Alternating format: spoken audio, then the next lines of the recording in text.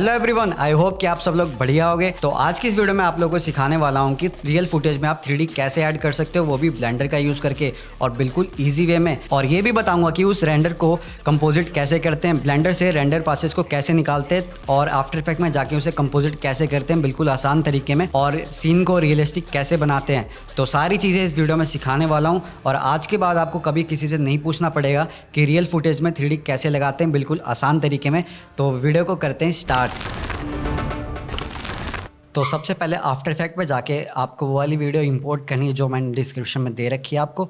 तो ये वीडियो यहाँ पे इंपोर्ट होगी, इसको ड्रैग करके यहाँ कंपोजिशन में डाल लेना है। तो यहाँ पर वीडियो प्ले करके देख सकते हो कि हमारी वीडियो आ चुकी है और वीडियो को करना है सिलेक्ट और यहाँ पर जाना है एनिमेशन में और यहाँ पर ट्रैक कैमरा अप्लाई कर देना है। तो ये एनालाइज करता रहेगा जब तक हमारी वीडियो ट्रैक नहीं हो जाती। तो यहाँ पर हमारी ट्रैकिंग डन हो चुकी है। इसके बाद आपको 3D कैमरा ट्रैकर इसको सिलेक्ट कर लेना है। इस सिलेक्ट करने के बाद आपको यहाँ पर ये डॉट दिख जाएंगे, मतलब कि ये ट्रैकर पॉइंट्स हैं जो हमारे आगे हैं। तो मैं यहाँ से वीडियो को थोड़ा आगे कर लेता हूँ। तो मैं चाह रहा हूँ कि हमारा जो प्लेन है यहाँ पर क्रिएट हो, तो यहाँ पर जाके मैं सिलेक्ट कर लेता हूँ। तो ये 3 पॉइंट यहाँ पर सिलेक्ट हो गए। राइट क्लिक करना है आपको और फिर क्रिएट सॉलिड एंड कैमरा कर देना है। तो इसके बाद आपका कैमरा और सॉलिड दोनों चीज़ें आगे मैं यहाँ पर क्लिक कर देता हूँ। तो सारी चीज़ें डीसिलेक्ट हो जाएंगी और यहाँ पर जाऊँगा और यहाँ पर आप देख सकते हो कि जो हमारा प्लेन है वो काफ़ी बढ़िया तरीके से ट्रैक हो गया है। इसके बाद हमें क्या करना है, जो ये ट्रैकिंग है इसके डेटा को हमें ब्लेंडर में ट्रांसफ़र करना है। उसके लिए मैं यूज़ करूँगा A2 ब्लेंड का, जैसे कि मैंने तो उसके लिए मैं यूज़ करूँगा A2 ब्लेंड प्लगइन का, जैसा कि मैंने पिछली वीडियो में यूज़ करा था। तो आप उसे इंटरनेट पे ढूंढ के फ्री ऑफ कॉस्ट इंस्टॉल कर सकते हो क्रैक वर्जन को, लेकिन मैं आपको रिकमेंड करूँगा कि क्रैक वर्जन आप अपने पर्सनल यूज़ में यूज़ करना, किसी भी कमर्शियल पर्पज़ के लिए यूज़ मत करना। तो मैं यहाँ पर ब्लेंडर को ओपन कर लेता हूँ। तो यहाँ पर हमारा A2 ब्लेंड प्लगइन पहले से इंस्टॉल है। तो मैं आफ्टर इफेक्ट में आ जाता हूँ। अब जो कैमरा है इसको सिलेक्ट करना है आपको और U दबाना है, तो इसके की फ्रेम्स आ जाएंगे। और यहाँ पर शिफ्ट होल्ड करके पोजीशन और ओरिएंटेशन को सिलेक्ट करके कंट्रोल T से आपको कॉपी कर लेना है इसके की फ्रेम्स को और यहाँ पर आके क्रिएट कैमरा कर देना है। तो यहाँ पर आपके कैमरा के की फ्रेम्स आ जाएंगे एनिमेशन के साथ। और यहाँ पर बाय डिफ़ॉल्ट जो इसके की फ्रेम्स होते हैं ये 0 से स्टार्ट होते हैं, लेकिन हमें 1 से चाहिए, तो मैं इन्हें ड्रैग कर लेता हूँ आगे। तो सारे की फ्रेम्स अब 1 से स्टार्ट हो गए। इसके बाद हमें प्लेन चाहिए, क्योंकि यहाँ पर कोई प्लेन नहीं है। तो प्लेन के लिए आफ्टर इफेक्ट में वापस जाना है और जो ये प्लेन है इसको सिलेक्ट करके यहाँ से ओपन करना है और ट्रांसफॉर्म में जाना है और शिफ्ट होल्ड करके एंकर पॉइंट से लेके जी रोटेशन तक आपको सिलेक्ट करके कंट्रोल C से कॉपी करके ब्लेंडर में आके यहाँ पर नीचे कर देता हूँ थोड़ा इसको और यहाँ पर क्रिएट प्लेन कर देना है। तो यहाँ पर आपका प्लेन क्रिएट हो गया है। इसके बाद नमपैड में 0 दबा के कैमरा के व्यू पे आ जाऊँगा। तो आपको दिख रहा है कि जो ना ही कैमरा का रिजोल्यूशन वैसा है जैसा हमें चाहिए, ना ही हमारी ट्रैकिंग वगैरह कुछ भी सही नहीं है मतलब। तो अभी हम उसको सही करेंगे। तो मैं आफ्टर इफेक्ट में चला जाता हूँ, यहाँ से इसको बंद कर देता हूँ और यहाँ पे राइट क्लिक करूँगा कंपोजिशन सेटिंग्स। तो यहाँ से विड्थ और हाइट दिख रही है, मतलब जो हमारी वीडियो की रिजोल्यूशन है वो यहाँ पर दिख रहा है। तो 2160 और 8340 है। तो उसके लिए मैं ब्लेंडर में वापस आऊँगा और यहाँ पर जाऊँगा आउटपुट प्रॉपर्टीज़ में और रेजोल्यूशन एक्स पे मैं कर दूँगा 2160 और यहाँ पे 3840। तो यहाँ पर रेजोल्यूशन हो गया, लेकिन अब भी हमारी ट्रैकिंग है वो परफेक्टली नहीं है। तो उसके लिए मैं करूँगा कैमरा को सिलेक्ट और यहाँ पर आऊँगा और जो फोकल लेंथ है यहाँ पर 50 है। इसको सही करने के लिए आफ्टर इफेक्ट में वापस जाके जो एक कैमरा है इस पर डबल क्लिक करना है। यहाँ पर ये फोकल लेंथ है, इसको कॉपी कर लेना है कंट्रोल C से और यहाँ पर आके पेस्ट कर देना है। इसके बाद भी लेकिन जो हमारी चीज़ें हैं वो काफ़ी गलत हैं। इसको कैसे सही करना है, क्योंकि जो A2 ब्लेंड है वो डायरेक्टली काम नहीं करता है, उसका एक सॉल्यूशन होता है। तो मैं आपको जो A2 ब्लेंड प्लगइन है ना, वो हॉरिजॉन्टल वीडियो पे तो काफ़ी अच्छे से काम करता है, लेकिन जो वर्टिकल वीडियो होती है उसके लिए कुछ सेटिंग करनी पड़ती है, उसके बाद अच्छे से काम करता है। तो अभी मैं आपको बताता हूँ। तो आपको खोल लेना अपना कैलकुलेटर। तो आपकी जो भी वीडियो का रिजोल्यूशन है आपको यहाँ पर टाइप करना है। तो यहाँ पर मैं टाइप करूँगा 3840 डिवाइडेड बाय 2160 और इक्वल्स टू जो ये वैल्यू आई है इसको कॉपी कर लेना है आपको और कॉपी करके यहाँ पर जो फोकल लेंथ है इसको डिवाइड कर देना है उस वैल्यू से जो वैल्यू अभी आपने कॉपी करी है। इसके बाद देख सकते हो कि काफ़ी परफेक्टली हमारा कैमरा वैसा हो गया है जैसा हमें चाहिए था। तो यहाँ पर आप अपना सॉल्यूशन हो चुका है। इसके बाद आपको कर देना है यहाँ पर बैकग्राउंड इमेजेस को अनेबल और यहाँ पर जाना है ऐड इमेज और यहाँ पर मूवी क्लिप और यहाँ पर ओपन। और आपको यहाँ पर वो वाली वीडियो लगानी है जो वीडियो हमने ट्रैक करी थी अभी, तो मैं वो वीडियो लगा देता हूँ। तो यहाँ पर है वो वीडियो।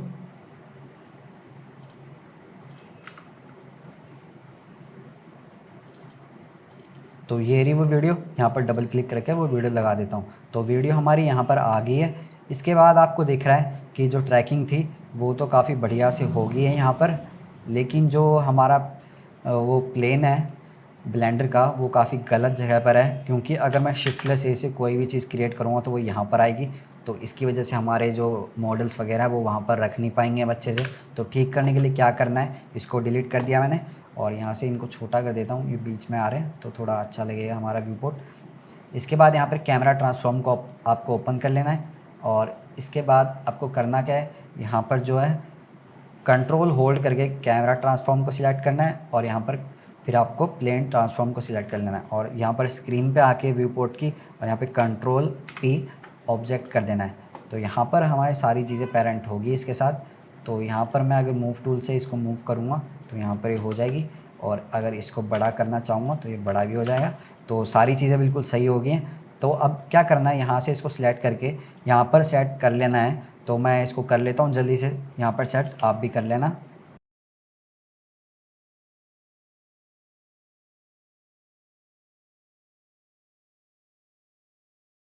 तो यहाँ पर आप देख सकते हो कि जो हमारा प्लेन था वो ब्लेंडर में बिल्कुल सेंटर में सेट हो गया है। इसके बाद नमपैड में 0 दबा के मैं कैमरा के एंगल पे चले जाता हूँ। तो यहाँ पर हम प्ले करके देख लेते हैं एक बार। तो सारी चीज़ें यहाँ पर ट्रैक हो चुकी है बढ़िया से। एन दबा के मैं इस पैनल को बंद कर देता हूँ और यहाँ पर जो हमारा प्लेन है जो बेस बनेगा बाद में, तो मैं इसको स्केल अप कर लेता हूँ। तो इसको सिलेक्ट करके ऐसे स्केल अप कर लो। तो अच्छे से स्केल अप कर लेना है कि हमारा पूरा एरिया कवर हो जाए। तो यहाँ पर हो गया। तो इसके बाद यहाँ पर आपको रेंडर इंजन आपको साइकिल्स कर लेना है और डिवाइस GPU कंप्यूट और मैक्स सैम्पल्स 100 और रेंडर में मैक्स सैम्पल्स 150 कर लेना, क्योंकि इससे ज़्यादा की ज़रूरत आज हमें पड़ेगी नहीं कुछ। और इसके बाद क्या करना है, इसके बाद कैमरा तो हमारा सिलेक्टेड है ही, यहाँ पर कैमरा में जाना है आपको और यहाँ पर जाके जो ये ओपेसिटी है इसको 1 कर देना है, ताकि जो हमारी वीडियो की लाइट्स है वो पूरी ढंग से दिखे, मतलब ओपेसिटी पूरी 1 हो जाए। तो उसके साथ हम कलर मैच कर पाए हमारे सीन को। तो यहाँ तक हो गया हमारा सीन पूरा। उसके बाद मैं ब्लेंडर किट का यूज़ करने वाला हूँ। तो यहाँ पर जाऊँगा मैं, तो मॉडल्स हमारी सिलेक्टेड हैं पहले से ही, तो सर्च करोगे तो मॉडल्स ही आएंगे। तो सर्च में मैं यहाँ पर सर्च कर लेता हूँ ट्रॉली।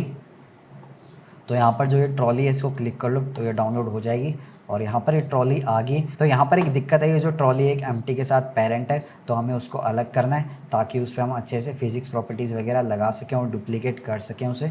तो इसको ओपन कर लेना और जो ट्रॉली इसको सिलेक्ट कर लो और यहाँ पर स्क्रीन पे आके Alt+P करके क्लियर पेरेंट कर दो और यहाँ से इस एम्प्टी को डिलीट कर दो और ये ट्रॉली का जो कलेक्शन है इसको भी डिलीट कर दो और ये जो ट्रॉली है इसको सिलेक्ट करके ऐसे स्केल अप कर लो। तो यहाँ पर ट्रॉली आ गई। यहाँ पर थोड़ा प्ले करके देख लेता हूँ वीडियो को।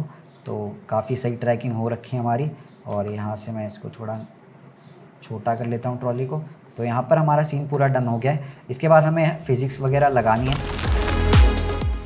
इसके बाद मैं हमारे प्लेन को सिलेक्ट कर लूँगा और जाऊँगा फिजिक्स प्रॉपर्टीज़ में और यहाँ पर लगाऊँगा रिजिड बॉडी और यहाँ पर आपको टाइप को एक्टिव की जगह पैसिव कर देना है। इसके बाद सेम इसी तरीके से आपको ट्रॉली सिलेक्ट करनी है। ट्रॉली सिलेक्ट करके यहाँ पर रिजिड बॉडी लगा देनी है इस पर और टाइप को एक्टिव रहने देना है और यहाँ पर प्ले करके देख लो। तो यहाँ पर हमारी ट्रॉली अच्छे से लग चुकी है। यहाँ पर पैसिव क्रिएट करने का मतलब ये था कि अगर आप पैसिव क्रिएट करोगे तो ये रिजिड बॉडी कोलिजन का काम करेगी और इस पर अगर आप एक्टिव लगा दोगे तो ये उस चीज़ के ऊपर जाकर गिरेगी और उससे कोलाइड हो जाएगी। तो इसी वजह से हमारी जो ट्रॉली यहाँ पर रखी है ये हमारे बेस के आर पार नहीं जा रही। तो यहाँ पर सारी चीज़ें हो चुकी है। तो Shift+D से मैं डुप्लीकेट करके यहाँ पर काफ़ी सारी ट्रॉली रोटेट वगैरह करके यहाँ पर लगा लूँगा ताकि जो हमारा सीन है वो काफ़ी बढ़िया लगे।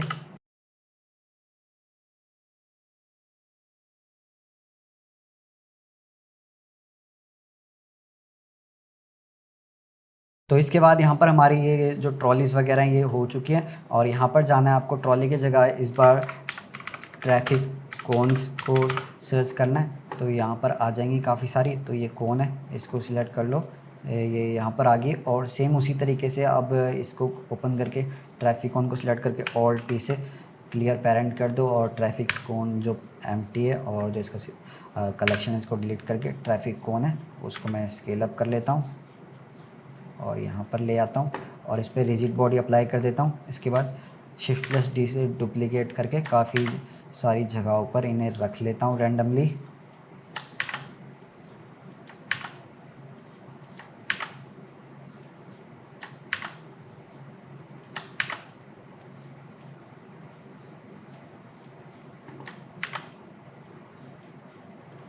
तो काफ़ी सही हो गया, मैं सेव कर देता हूँ। इसके बाद आप यहाँ पर प्ले करके देख सकते हो। तो प्ले करने के बाद आपको दिख रहा है कि जो ट्रैकिंग वगैरह है वो काफ़ी परफेक्टली होगी। तो इसके बाद जो एनिमेशन थी वो मैग्नेट की तरह सारी बास्केट जो ये ट्रॉली है वो सारी चिपक के जा रही थी, वो कैसे करना है। तो यहाँ पर हमारी सारी चीज़ें हो चुकी है। दो चीज़ का ध्यान रखना, जो हमारा बेस है उस पे होनी चाहिए हमारी रिजिड बॉडी पैसिव अप्लाई और जो हमारे मॉडल्स वगैरह हैं उस पर एक्टिव अप्लाई होनी चाहिए। तो इसके बाद मैं कर लेता हूँ रेंडर। तो यहाँ से रेंडर की सेटिंग्स हमने कर रखी है पहले से, तो यहाँ पर रेंडर हो गया। रेंडर करने के बाद जो हमारा प्लेन है वो वैसा ही दिख रहा है जैसा नॉर्मली दिखता है। तो इसको हम बदलेंगे एक शैडो कैचर में। तो इसको सिलेक्ट कर लेना है और यहाँ पर जाना है आपको और यहाँ पर जाके आपको शैडो कैचर को अनेबल कर देना है। तो इसके बाद जो आपका प्लेन है शैडो कैच करने के लिए ही काम आएगा। और इसके बाद जो ये ट्रॉली के हैंडल्स वगैरह हैं वो ग्रीन दिख रहे हैं, ग्रीन काफ़ी अच्छे नहीं लगते, हम उसे ब्लैक करेंगे। तो ट्रॉली को सिलेक्ट कर लेता हूँ और यहाँ पर जाना है टेक्सचर्स में और यहाँ पर बेस कलर को ओपन कर लेता हूँ और यहाँ पर इसको डाउन कर दूँगा। तो एक को आप ब्लैक करोगे तो बाकी सारी भी ब्लैक हो जाएंगी, क्योंकि सारी जो ट्रॉलीज़ हैं आपस में पेरेंट हैं उनके टेक्सचर्स, तो एक पे बदलने से सारों पे बदल जाएंगे। इसके बाद दिख रहा है कि अब यहाँ पर ना तो कोई टेक्सचर्स ना तो कोई एनवायरनमेंट है, ना कोई सन है और लाइट, मतलब कहने का मतलब है कि कोई लाइट्स वगैरह है नहीं। तो ये कुछ भी मैच नहीं कर रही हमारी सीन के साथ। तो अभी हम लाइट क्रिएट करेंगे। तो आपको जाना है यहाँ पर वर्ल्ड प्रॉपर्टीज़ में और यहाँ पर कलर में जाके स्काई टेक्सचर अप्लाई कर देना है। और यहाँ पर जो सन एलिवेशन है इसको हम कर देते हैं 130। तो 130 हो गया और एयर की वैल्यू को 0 और ओजोन की वैल्यू को 0 और डस्ट की वैल्यू को हम कर देते हैं कुछ 4.1 समथिंग कर लेते हैं, मे बी 4.2 कर लेता हूँ। तो इतना सही लग रहा है। और स्ट्रेंथ है जो इसको मैं 0.2 कर लेता हूँ। और इसके बाद जो सन का साइज़ है इसको 0 कर लेता हूँ और जहाँ पर सन की इंटेंसिटी है इसको भी 0 कर लेता हूँ। और जो सन की रोटेशन है इसको हम थोड़ा इस साइड कर लेंगे। तो जहाँ पर मुझे सही लगेगा वहाँ पर मैं इसे कर लूँगा। तो हम -65 कर लेते हैं। तो -65 करने के बाद दिख रहा है कि जो आपकी लाइट है वो इस साइड से आ रही है। मैंने इस साइड से क्यों ली है, अगर आप यहाँ पर देखोगे ध्यान से, जो ये कार है इसकी जो शैडो है इस साइड से बन रही है और इस साइड से थोड़ा ग्रेडियंट है। अगर मैं इस ट्रॉली को यहाँ से हटाऊँ एक बार, तो यहाँ से आप देख सकते हो कि इस साइड जो शैडो का ग्रेडियंट बन रहा है, यहाँ से लाइट है और यहाँ से डार्क है। मतलब कि हमारी जो लाइट है वो लेफ़्ट से ही आ रही है और हमने इस पर भी लेफ़्ट से ही अप्लाई करी है। तो यहाँ पर हम एक सन क्रिएट कर लेते हैं। तो सन को आपको ऊपर ले जाता हूँ मैं, बिल्कुल स्ट्रेट ऊपर। और जो यहाँ पर इसकी स्ट्रेंथ है इसको मैं 0.4 कर लूँगा और यहाँ पर जो इसका एंगल है इसको हम कर लेते हैं कुछ 24 समथिंग और बाकी चीज़ों को ऐसा ही रहने देंगे। और यहाँ पर आपको दिख रहा है जो हमारी ट्रॉलीज़ हैं वो काफ़ी ज़्यादा शाइनी होंगी। तो हम जाएंगे यहाँ पर एनवायरनमेंट में और यहाँ पर एनवायरनमेंट के साथ थोड़ी छेड़छाड़ करेंगे। तो जो डस्ट की वैल्यू है ये 6.8 होगी यहाँ पर, इसको थोड़ा हम कम कर लेंगे 3। तो इतना समथिंग सही लग रहा है बिल्कुल। तो हमारी लाइटनिंग वगैरह भी मैच कर रही है सीन के साथ काफ़ी हद तक। इसके बाद हम थोड़ी कंपोजिटिंग वगैरह करेंगे तो उसमें थोड़ी बहुत कलर करेक्शन कर लेंगे और शेडोज़ वगैरह सारी चीज़ें यहाँ पर होगी। तो यहाँ से मैं शेडिंग में आ जाता हूँ और यहाँ पर हम रहता है अब हमारा एनिमेशन। तो एनिमेशन अप्लाई करने के लिए कौन सी फ़िज़िक्स लगेगी वो आपको बताता हूँ अभी मैं। तो यहाँ पर आपको Shift+A से यहाँ पर फोर्स में जाके एक फ़ोर्स क्रिएट करनी है और यहाँ पर फोर्स क्रिएट हो गई है। और यहाँ पर जाना है आपको फिजिक्स प्रॉपर्टीज़ में फोर्स की और यहाँ पर जो इसकी स्ट्रेंथ है इसको 0 कर दो और 0 करने के बाद प्ले करके देखो तो यहाँ पर कुछ भी नहीं हो रहा है। और अगर मैं इसको मतलब माइनस में कर दूँ तो -600 कर दी इसकी मैंने वैल्यू।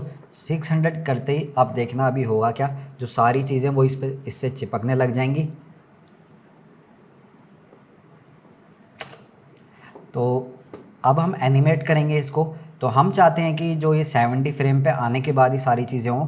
तो 70 फ्रेम पे मैं इसकी वैल्यू को राइट क्लिक से इंसर्ट की फ्रेम कर दो 0 पे, और 80 फ्रेम पे आ जाओ और 80 फ्रेम पे कर देते हैं -600 और राइट क्लिक से इंसर्ट की फ्रेम कर देते हैं, और 0 फ्रेम से अब प्ले करके देखते हैं इसको एक बार। तो आप देख सकते हो अब ये 70 फ्रेम के बाद ही सारी चीज़ें एक से चिपकनी स्टार्ट होगी, जो हमारी फोर्स है।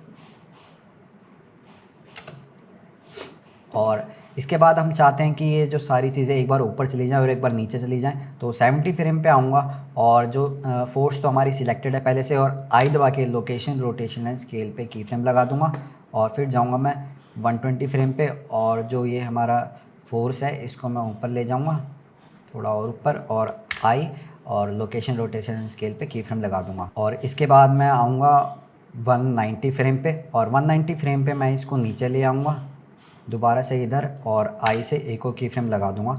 इसके बाद आप प्ले करके देख सकते हो।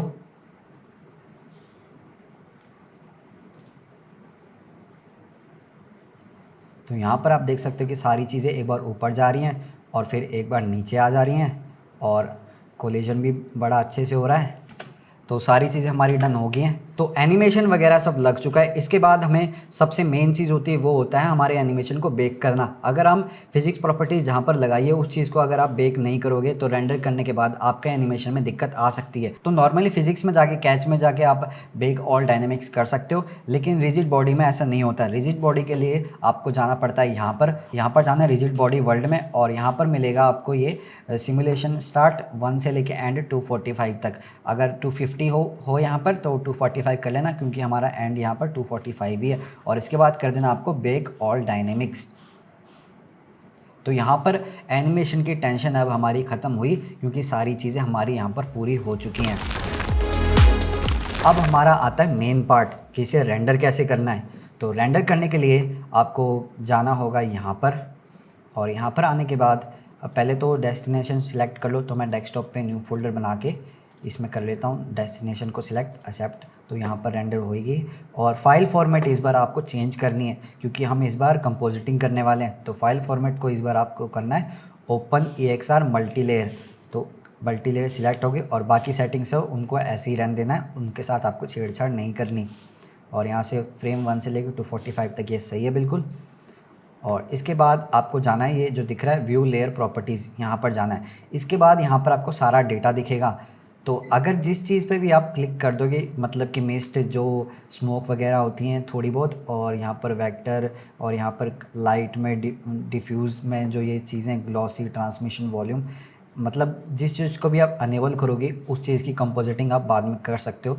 तो हम चाहते हैं कि जो इसकी शेडो इसमें डार्क नहीं बन रही, और यहाँ पर हम डार्क नहीं कर सकते, वरना हमारे को हमारी लाइट वगैरह के साथ छेड़छाड़ करनी पड़ेगी, और वो लाइट फिर जो हमारी ट्रॉली उसके ऊपर भी आएगी और सीन ख़राब हो जाएगा। तो हम चाह रहे हैं कि सिर्फ शेडो डार्क हो जाए, जैसी वो कार खड़ी उसके जैसे।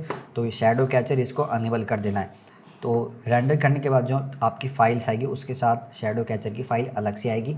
मैं आपको समझाऊंगा कि कैसे करना है वो अभी रेंडर लगा देंगे हम। रेंडर होने के बाद मैं आपको समझाता हूँ कि कैसे क्या करना है आपको बाद में।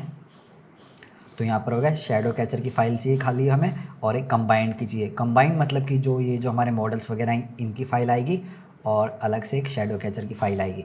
तो इसके बाद मैं शेडिंग में चला जाता हूँ। तो यहाँ पर रेंडर करने से पहले आपको मोशन ब्लर को अनेबल कर देना है, जिसकी वजह से हमारा जो एनिमेशन है वो रियलिस्टिक लगेगा। और एक टिप और देना चाहूँगा मैं आपको, यहाँ पर जाके आप ये जो 4K है इसको हम 1080 बाय 1920 कर सकते हैं रिजोल्यूशन को, और जो कैमरा का रिजोल्यूशन है वो सेम ही रहेगा। और इसको जाके हम जो इसका साइज़ आएगा 1080p में, उसको हम स्केलिंग करके डबल करके 4K में कन्वर्ट कर सकते हैं, क्योंकि हमारी जो फाइल्स है वो ज़्यादा हाई क्वालिटी की नहीं है। हमने हाई क्वालिटी टेक्सचर्स वाले मॉडल्स वगैरह यूज़ नहीं करें, ना ही हमारा सीन ज़्यादा बड़ा है तो ज़्यादा फ़र्क नहीं पड़ेगा और आपका रेंडर भी जल्दी हो जाएगा, क्योंकि 4K में रेंडर में आपका डबल टाइम लगेगा और इसमें आधे टाइम में आपका रेंडर हो जाएगा। और यहाँ पर रेंडर में आने के बाद यहाँ पर जो ये मैक्स सैम्पल्स हैं 150 की जगह इसे भी आप 100 ही कर लो, क्योंकि ज़्यादा की ज़रूरत है नहीं, तो आपका रेंडर थोड़ा जल्दी निकलेगा। इसके बाद हम यहाँ पे जाके रेंडर में जाके रेंडर एनिमेशन कर लेते हैं। तो ये थोड़ा टाइम लेगा, आपका 1 घंटा या 2 घंटे लगेंगे। तो ये रेंडर होने के बाद सारी चीज़ें रेडी हो जाएंगी। तो यहाँ पर हमारा रेंडर कंप्लीट हो चुका है और मैंने आफ्टर इफेक्ट को ओपन कर लिया है। तो यहाँ पर डबल क्लिक करना है और डेस्कटॉप पे उस फोल्डर में जाना है जहाँ पर आपका EXR का सीक्वेंस आ रखा है। तो फर्स्ट फ्रेम पे क्लिक कर देना है और यहाँ पर ओपन EXR सीक्वेंस को अनेबल कर देना है और यहाँ पे इंपोर्ट कर देना है और यहाँ पर डबल क्लिक करना है। अब आपको अपनी वीडियो इंपोर्ट करनी है जो हमने ट्रैक करी थी।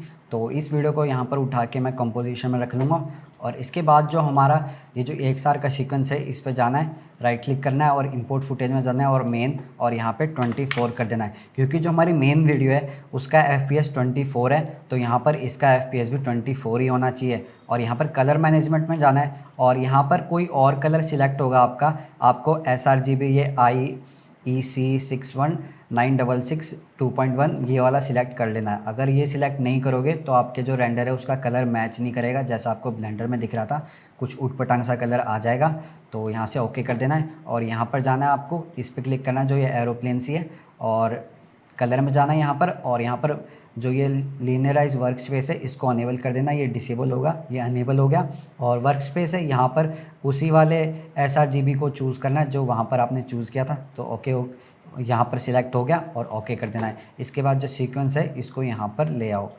तो यहाँ पर लाने के बाद मैंने कहा था कि हम इसे 1080p में करेंगे तो ये इसकी स्केलिंग है वो हाफ़ आएगी। तो यहाँ पर S दबाओ और ये स्केलिंग आ गई है और 100 की जगह इसको 200 कर दो। तो ये पूरे स्क्रीन पे फिट हो गया है। अभी ये बिल्कुल ब्लैक क्यों दिख रहा है, इसको हम ठीक करेंगे। इसको क्लिक करो और यहाँ पर जाना है इफेक्ट एंड प्रीसेट में, यहाँ पर आपको सर्च करना है एक्सट्रैक्ट। तो ये एक्सट्रैक्ट ORI इसके ऊपर डाल देना आपको और यहाँ पर जाना है लेयर्स में जाके यहाँ पर कंबाइन। तो ये जो लेयर थी कंबाइन की वो कंबाइन की लेयर आ गई है। इसके बाद कंट्रोल D से डुप्लीकेट कर देना है और अब जो नीचे वाली लेयर है इसको सिलेक्ट करना है। इस पे जाके अब हमें यहाँ पर आपको दिख रहा होगा शेडो कैचर है, नॉइस इमेज, नॉइसी शेडो, और कंबाइन वाली तो हमने लगा दी तो शेडो कैचर लगा देना है। तो शेडो कैचर लगाने के बाद आपको दिख जाएगा कि शेडो वाली लेयर अब उसके नीचे लग गई है। अगर मैं फर्स्ट वाली लेयर को ऑफ करूं तो यहाँ पर आप देख सकते हो कि शेडो लग चुकी है। तो शेडो कैचर आपको अपनी मेन लेयर के नीचे रखना है और यहाँ से अनेबल कर देता हूँ। और जो लेयर है इस पर जाना है आपको और यहाँ पर इसको मल्टीप्लाई कर देना है। तो मल्टीप्लाई करने के बाद आपकी शेडो आपकी फुटेज में लग जाएगी। तो यहाँ पर अब हम वही चीज़ करेंगे, क्योंकि जो कार की शेडो है वो काफ़ी ज़्यादा डार्क है और यहाँ पर इसकी शेडो जो डार्क नहीं है। तो ये सिलेक्टेड है पहले से और यहाँ पे इसको कर देता अपन और यहाँ पे मैं सर्च करूँगा कर्व और कर्व को मैं इसके ऊपर अप्लाई कर दूँगा और इसको मैं नीचे डाउन कर दूँगा। तो इसकी शेडो डार्क हो जाएगी इधर। तो डार्क हो गई है। इसके बाद जो हमारी वीडियो की लेयर है उस पर जाऊँगा, उस पर मैं अप्लाई करूँगा लूमेट्री कलर और लूमेट्री कलर लगा दूँगा और यहाँ पर जाऊँगा क्रिएटिव में और जो इसकी सैचुरेशन की वैल्यू है हम थोड़ी इंक्रीज़ कर देंगे सैचुरेशन इसका। तो सैचुरेशन 139 रहने देते हैं और सेम लूमेट्री कलर हम जो टॉप लेयर है हमारी कंबाइन की उस पर अप्लाई कर देंगे और क्रिएटिव में जाएंगे और यहाँ पर सैचुरेशन इंक्रीज़ कर देंगे। तो यहाँ पर देख सकते हैं मैं डाउन कर रहा हूँ तो ब्लैक एंड वाइट हो रही है और 100 से ऊपर कर दोगे तो यहाँ पर इसका कलर बढ़ता जा रहा है। और यहाँ पर आप देख सकते हो कि लगभग जो हमारा सीन था उसके साथ इनके कलर मैच हो रहे हैं। तो यहाँ पर कलर मैच हो गया है पूरा। अब थोड़ा आगे करके देख लेता हूँ मैं कि सारी चीज़ें सही तो है ना। तो यहाँ पर आप देख सकते हो कि कितना बढ़िया एनिमेशन लग रहा है अपना। इसके बाद अब इसे आफ्टर इफेक्ट से रेंडर करके निकाल सकते हो और चाहे अगर आप यहाँ पर काफ़ी चीज़ें छेड़ के देख सकते हो। मैं यहाँ पर न्यू पे जाके एडजस्टमेंट लेयर लगा देता हूँ एक और यहाँ पर इसमें ज्योमेट्री कलर पे जाऊँगा और यहाँ पे जो ये विजनेट है इसको अप्लाई करेंगे। इसका अमाउंट मैं थोड़ा इस साइड कर दूँगा, डिक्रीज़ कर दूँगा और जो फेदर है उसको बढ़ा दूँगा और जो हमारी लेयर थी मेन वाली, इस पे मैं जाके यहाँ पर थोड़ा सा गॉसियन ब्लर अप्लाई करूँगा। इसकी वैल्यू को मैं 2 कर दूँगा, ज़्यादा ब्लर नहीं करना है आपको। और सेम जो गॉसियन ब्लर है वो हमारी जो लेयर है इस पे भी मैं इस पे 1 कर देता हूँ। और इसके बाद आप देख सकते हो कि काफ़ी बढ़िया तरीके से अब रियलिस्टिक वे में हमारा हो चुका है। तो इसके बाद आप इसे Ctrl+M दबाओगे तो यहाँ पर रेंडर लेयर आ जाएगी और आउटपुट हम डेस्कटॉप पे कर लेते हैं हमेशा की तरह। तो डेस्कटॉप पे कर लेते हैं, इसका नेम रख लेता हूँ मैं VFX वीडियो। और यहाँ पर इस जो अगर आप आफ्टर इफेक्ट 2023 चला रहे हो तो इस सेटिंग को यही रहने देना और इसके बाद यहाँ से रेंडर कर दो। तो रेंडर करने के बाद आपका आउटपुट आपके डेस्कटॉप पे आ जाएगा जहाँ पर आपने सेव किया था। तो वीडियो से कुछ सीखने तो आई होप कि वीडियो काफ़ी अच्छी लगी होगी आप लोगों को और बहुत कुछ सीखने को मिला होगा। तो क्या करना आप लोगों को पता ही है, लाइक कर देना इस वीडियो को, कमेंट कर देना और सब्सक्राइब कर देना। 10K के बहुत ज़्यादा करीब है तो सब्सक्राइब तो कर ही दोगे, आप लोग करते ही रहते हो तो सब्सक्राइब कर दो यार। रॉकी बोल दे सब्सक्राइब कर दो, सब्सक्राइब कर दो, सब्सक्राइब कर दे। चलो पीस आउट, मैं मिलता हूँ नेक्स्ट वीडियो में।